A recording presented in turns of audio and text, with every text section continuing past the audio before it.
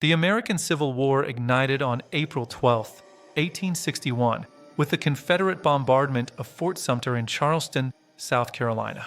Confederate General P.G.T. Beauregard demanded the Union garrison surrender, led by Major Robert Anderson, which was refused. The ensuing 34-hour bombardment forced Anderson to surrender the fort, marking the official start of the Civil War. President Abraham Lincoln's call for troops was met with enthusiasm in the North, but prompted Virginia, Arkansas, North Carolina, and Tennessee to secede. This completed the 11-state Confederacy, setting the stage for a prolonged and brutal conflict. The Union possessed significant advantages, including a larger population, greater industrial capacity, and a more extensive railroad network. The North also controlled the seas and had a more stable financial system, crucial for sustaining a long war. The Confederacy, however, held a defensive advantage, familiarity with its terrain, and a strong military tradition. Union General Winfield Scott devised the Anaconda Plan, a strategy to strangle the Confederacy. This plan involved blockading southern ports, seizing control of the Mississippi River, and capturing key Confederate cities. The goal was to isolate the South economically and militarily, forcing surrender with minimal bloodshed. The first major land battle occurred on July 21, 1861, at Bull Run, near Manassas Junction, Virginia. Union General Irvin McDowell advanced towards Richmond, met by Confederate forces under Beauregard and Johnston. Initially, Union forces gained ground, but Confederate reinforcements, including Thomas J. Jackson's brigade, turned the tide. Jackson's steadfast defense earned him the nickname Stonewall, as the Union Army was routed in disarray. The battle highlighted the inexperience of both armies, signaling a longer, bloodier war than anticipated. In the Western Theater, Union General Ulysses S. Grant achieved significant victories in early 1862. Grant, with Flag Officer Andrew Foote, led a joint operation against Fort Henry on the Tennessee River. Fort Henry fell on February 6, 1862, after a bombardment by Union gunboats. Grant then turned his attention to Fort Donelson, demanding unconditional surrender from Confederate General Simon Bolivar Buckner. The capture of Fort Donelson on February 16, 1862, opened the Cumberland River to Union forces. These victories propelled Grant to national prominence and demonstrated the Union's ability to penetrate the Confederate heartland. A new era of naval warfare dawned on March 9, 1862, with the Battle of Hampton Roads.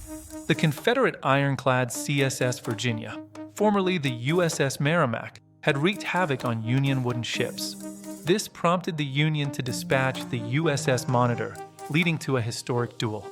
The battle between the two ironclads ended in a stalemate, but revolutionized naval warfare. It rendered wooden warships obsolete and ensured the Union blockade remained in place. In the Eastern Theater, Union General George B. McClellan launched the Peninsula Campaign in March 1862. He aimed to capture Richmond by advancing his army up the Virginia Peninsula. Confederate General Joseph E. Johnston initially defended Richmond but was wounded at the Battle of Seven Pines. Robert E.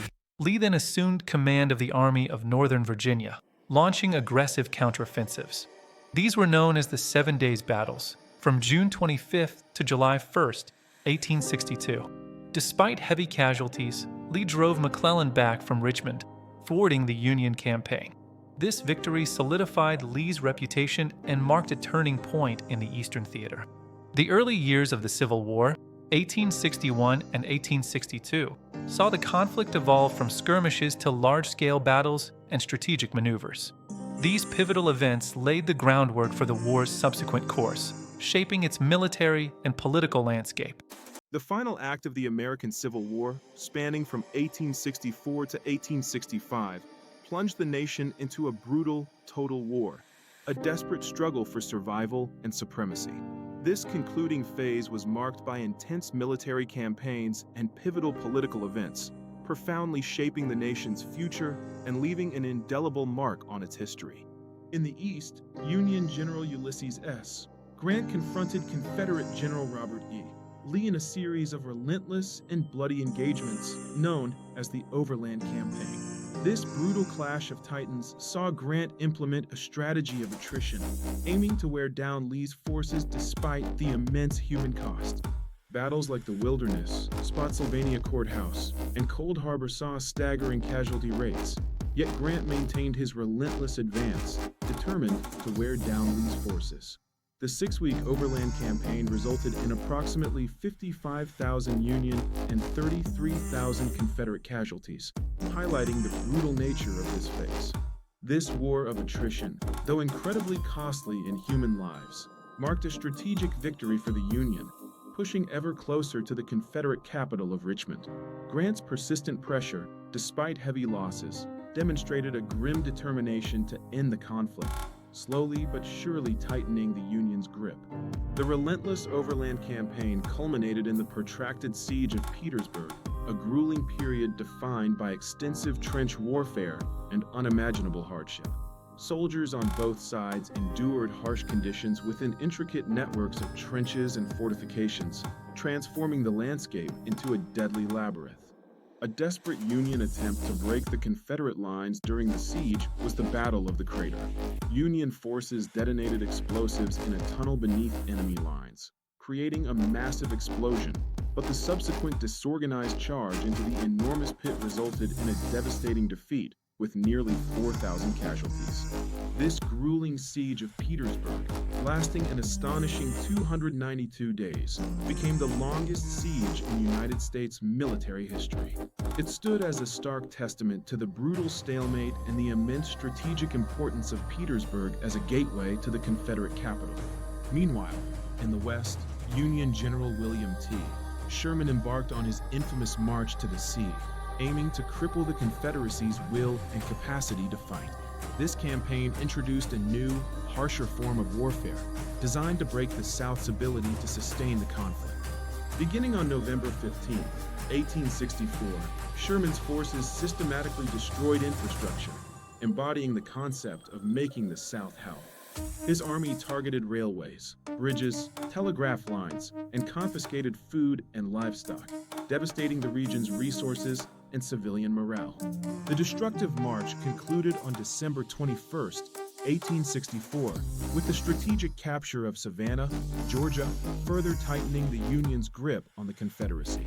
This significant victory demonstrated the effectiveness of Sherman's total war strategy and its profound impact on the Southern war effort. Amidst the ongoing conflict and critical military campaigns, Abraham Lincoln secured his re-election in 1864, a crucial victory for maintaining the Union's commitment to ending the war and slavery. His second term solidified the Union's resolve to see the conflict through to a decisive conclusion.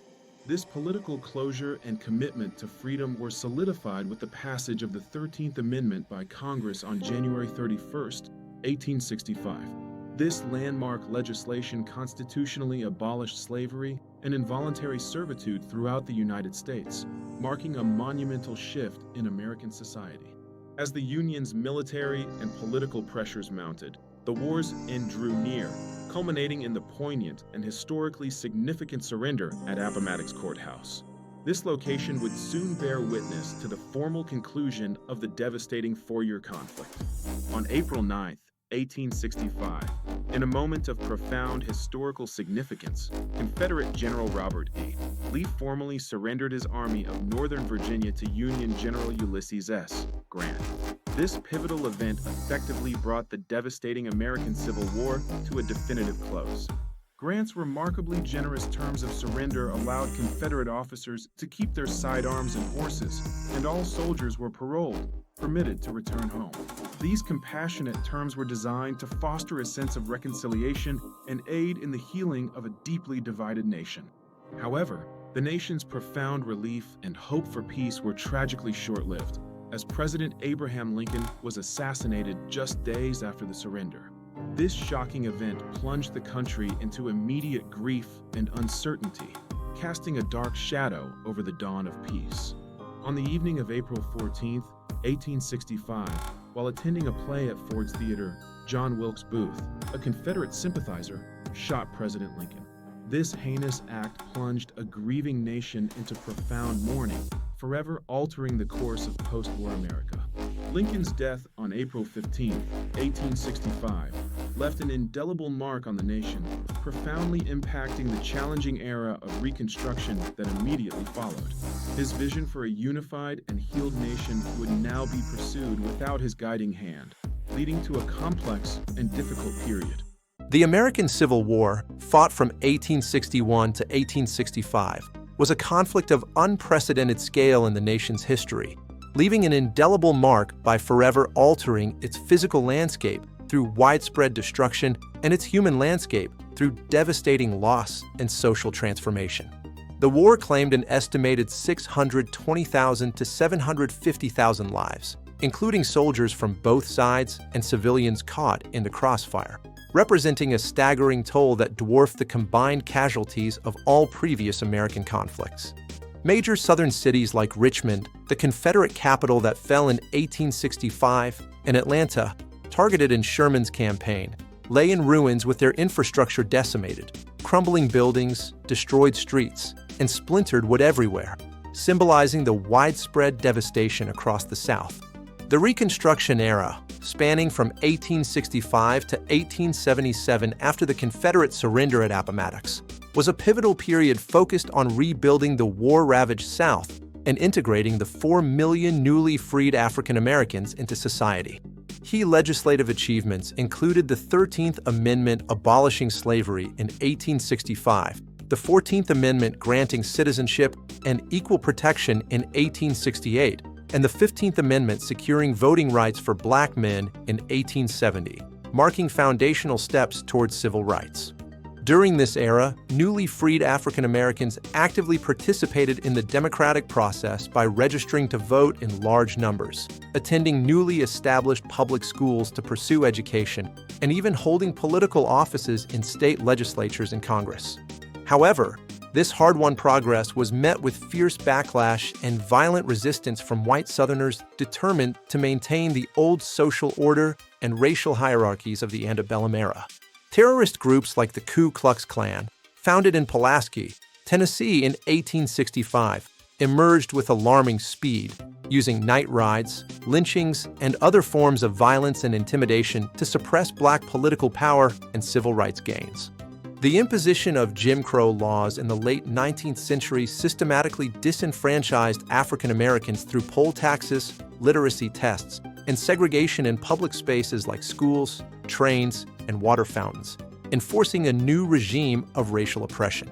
Economically, many African Americans were trapped in sharecropping arrangements on former plantations, where they worked the land for a share of the harvest but faced perpetual debt from supplies and unfair contracts, severely limiting opportunities for advancement. The Civil War profoundly reshaped the balance of power, vastly strengthening the federal government's authority over individual states through measures like the suspension of habeas corpus and Supreme Court rulings affirming national supremacy. This period also spurred immense industrial growth, particularly in the North, with factories expanding, steel and textile production booming, and urban centers like Pittsburgh and New York transforming into hubs of economic power. The expansion of the railroad network, vital for wartime logistics with over 30,000 miles of track laid by war's end, continued post-war to connect coasts, facilitate trade in goods like cotton and grain, and enable westward expansion. The legacy of the Civil War continues to shape cultural and historical memory in America, sparking ongoing debates among scholars and citizens about its causes like slavery and states' rights, as well as its enduring consequences. Modern monuments and historical sites across the country, from Confederate statues in places like Richmond to Union tributes at Gettysburg, reflect differing regional perspectives on the war, fueling discussions about removal, preservation, and reinterpretation. These varying perspectives highlight the complex and often contentious nature of American history, where battles over memory remind us that the past evolves through new scholarship, public discourse, and societal changes never fully settled. The Civil War was a painful crucible of division and bloodshed that ultimately forged the modern United States, testing and defining its core identity while challenging ideals of democracy, liberty, and union. Its aftermath, marked by Reconstruction's progress in rights alongside backlashes and injustices like segregation, continues to resonate, informing debates on freedom, equality, and national unity in contemporary America. Understanding this complex legacy is essential for addressing today's challenges, fostering reconciliation, and building a more inclusive future grounded in the lessons of history. Welcome to Part 3 of our series, The Turning Points, exploring the pivotal year of 1863. We examine the profound impact of emancipation on the American Civil War, reshaping the conflict's objectives. The Battle of Antietam, fought on September 17, 1862, remains the single bloodiest day in American military history, with over 23,000 casualties. This critical juncture prevented a Confederate invasion. Despite its horrific cost, Antietam provided President Lincoln with the crucial military success he needed. This enabled him to issue his preliminary Emancipation Proclamation, changing the war's character. This strategic victory also led to General George McClellan's removal.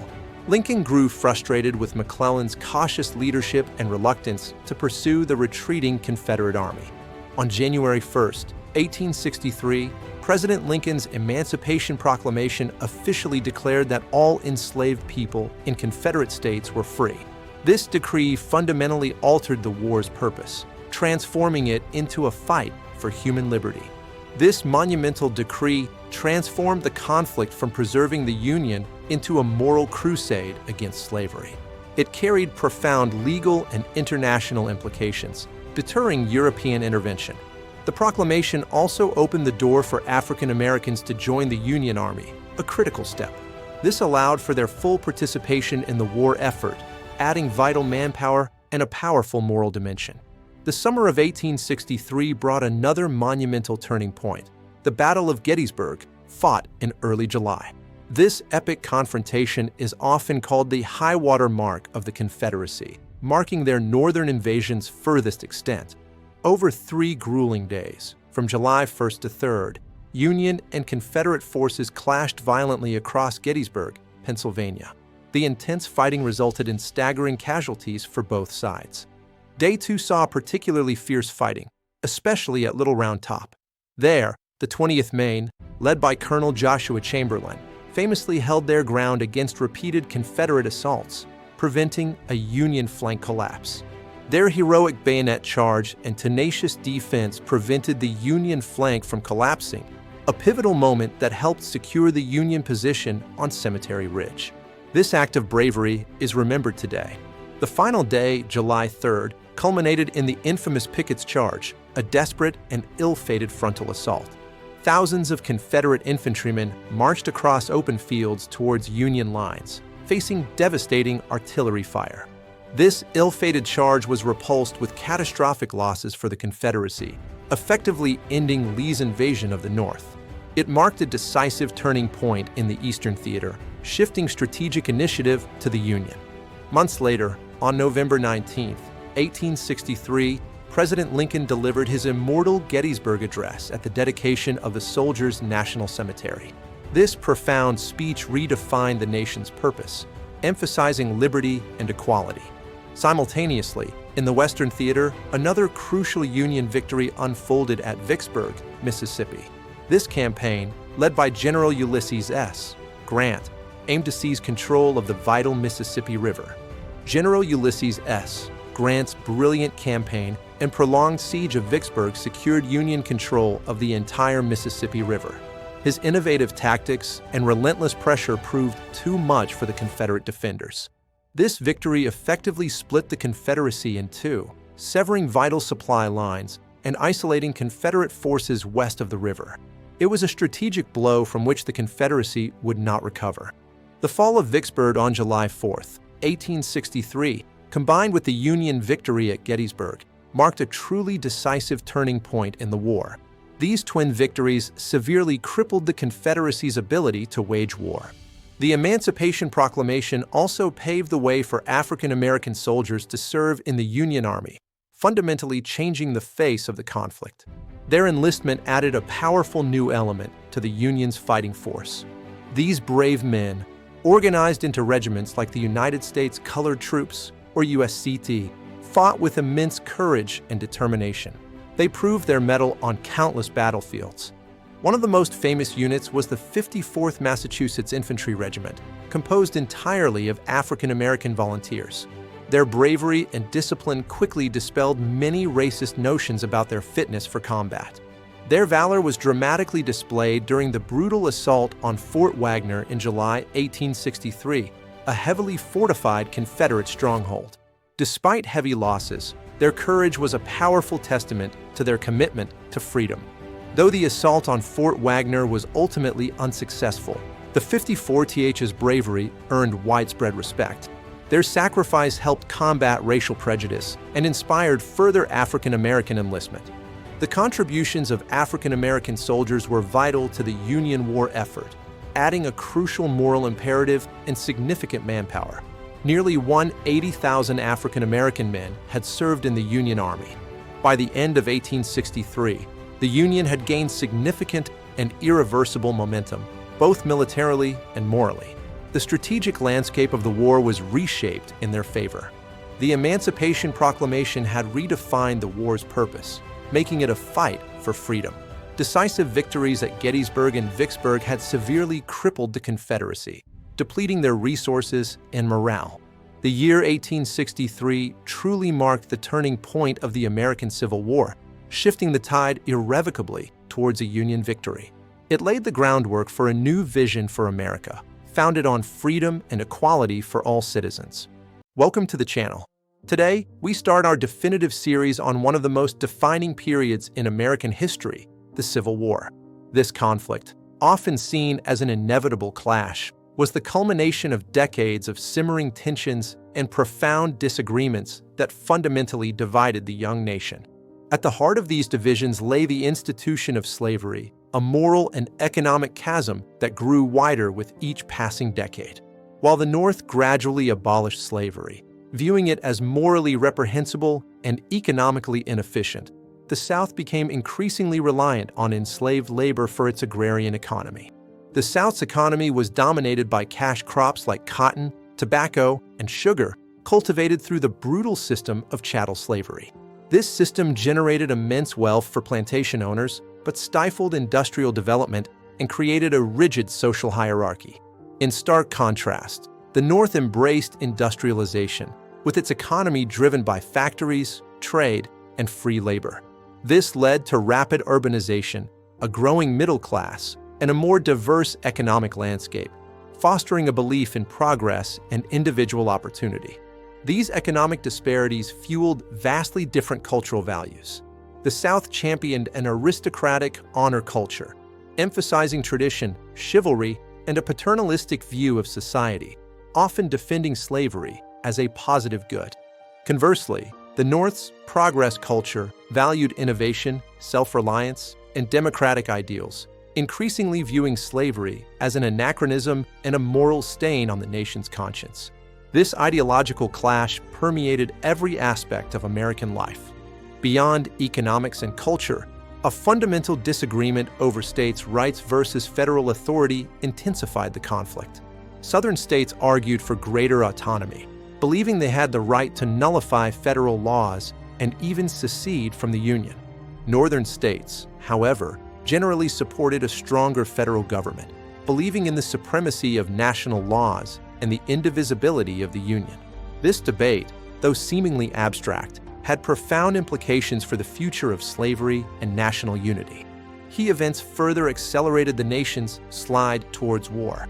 The Dred Scott versus Sandford Supreme Court decision in 1857 declared that African Americans, whether enslaved or free, could not be American citizens, and that Congress had no power to prohibit slavery in federal territories. This ruling outraged abolitionists and strengthened the resolve of the newly formed Republican Party, which was dedicated to preventing the expansion of slavery into new territories. The political landscape was becoming increasingly polarized. John Brown's raid on Harper's Ferry in 1859, an attempt to incite a slave rebellion, further inflamed Southern fears of abolitionist aggression. Though unsuccessful, it solidified the South's perception of the North as a direct threat to their way of life. The election of Abraham Lincoln in 1860, a Republican who opposed the expansion of slavery, was the final catalyst. Southern states viewed his victory as an existential threat, believing their interests would no longer be represented in the federal government. Within weeks of Lincoln's election, South Carolina became the first state to secede from the Union, followed quickly by other Southern states. The road to secession was paved with decades of unresolved conflicts, each event pushing the nation closer to the brink. The American Civil War, therefore, was not a sudden outburst, but the tragic culmination of deep-seated disagreements over slavery, economic systems, cultural values, and the very nature of the Union. These seeds of conflict, sown over generations, ultimately blossomed into a devastating war. Understanding these foundational causes is crucial to grasping the immense sacrifices and transformations that followed. Join us in Part 2 as we delve into the initial clashes and the early strategies of this pivotal conflict. Thank you for watching. Welcome to Part 3 of our series, The Turning Points, where we delve deeply into the pivotal year of 1863 and examine the profound, transformative impact of emancipation on the American Civil War, reshaping its purpose and outcome. The year 1863 marked a dramatic and irreversible shift in the long conflict, evolving it from a war focused solely on preserving the Union into a powerful fight for human freedom and the eradication of slavery. The Battle of Antietam in September 1862, though tactically inconclusive with staggering casualties on both sides, provided President Abraham Lincoln with the crucial military success he needed to advance his bold emancipation agenda. This pivotal victory enabled him to issue the Preliminary Emancipation Proclamation, a document that fundamentally altered the war's moral compass and political landscape, framing it as a battle against oppression. On January 1, 1863, the Emancipation Proclamation officially took effect, declaring millions of enslaved people in Confederate-controlled states to be forever free, a decree of immense historical weight. This monumental decree not only liberated enslaved individuals, but also permitted them to join the Union Army as soldiers, dramatically transforming and bolstering the North's military strength and resolve. The proclamation carried profound legal authority and international ramifications, decisively shifting global opinion against the Confederacy and deterring potential foreign interventions from powers like Britain and France. The summer of 1863 delivered two more decisive Union victories that would be forever etched in American history: the epic Battle of Gettysburg and the strategic fall of Vicksburg. The Battle of Gettysburg, fought in Pennsylvania from July 1st to 3rd, 1863, was the war's largest engagement and marked the Confederacy's high-water mark, its northernmost advance. Day 2 brought fierce, desperate fighting, particularly at Little Round Top, where the 20th Maine Regiment, led by the heroic Colonel Joshua Chamberlain, held their vital ground against repeated, ferocious Confederate assaults. On Day 3, the infamous Pickett's Charge, a massive Confederate infantry assault across perilous open fields, suffered devastating repulse under withering Union fire, effectively ending General Robert E. Lee's invasion of the North. Months later, President Lincoln delivered the timeless Gettysburg Address at the dedication of the Soldiers' National Cemetery, a concise yet powerful speech that redefined the war's purpose as a test of democracy and equality. Simultaneously, in the Western Theater, the prolonged siege of Vicksburg concluded triumphantly on July 4th, 1863, securing irreplaceable Union control of the entire Mississippi River. General Ulysses S. Grant's brilliant campaign, marked by innovative maneuvers and relentless siege tactics, compelled the surrender of this critical Confederate stronghold after months of unyielding pressure. This resounding victory cleaved the Confederacy in two, severely disrupting their vital supply lines, communication routes, and overall operational cohesion across the divided South. Union naval ships now freely patrolled the Mississippi River, symbolizing the North's complete and unchallenged control over this essential waterway that bisected the rebel nation. The Emancipation Proclamation paved the crucial way for African American soldiers to officially join the Union Army, marking yet another profound turning point in the war's dynamic evolution.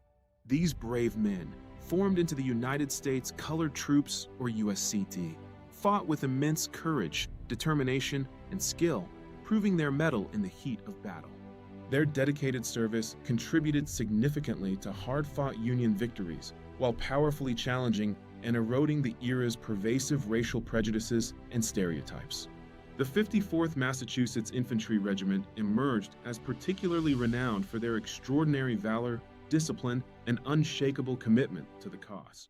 Their heroic assault on Fort Wagner in July 1863, though ultimately unsuccessful in capturing the fort, vividly demonstrated the fighting prowess and steadfast commitment of African American soldiers amid heavy fire. This defining, sacrificial moment profoundly inspired countless more African Americans to enlist, solidifying their essential place in the epic fight for freedom and equality. The year 1863, defined by its monumental battles and the Revolutionary Emancipation Proclamation, irrevocably altered the course and character of the American Civil War.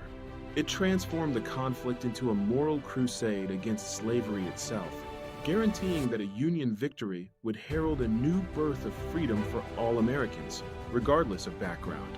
These critical turning points laid the unshakable groundwork for the Union's ultimate triumph and the nationwide abolition of slavery in the years to come.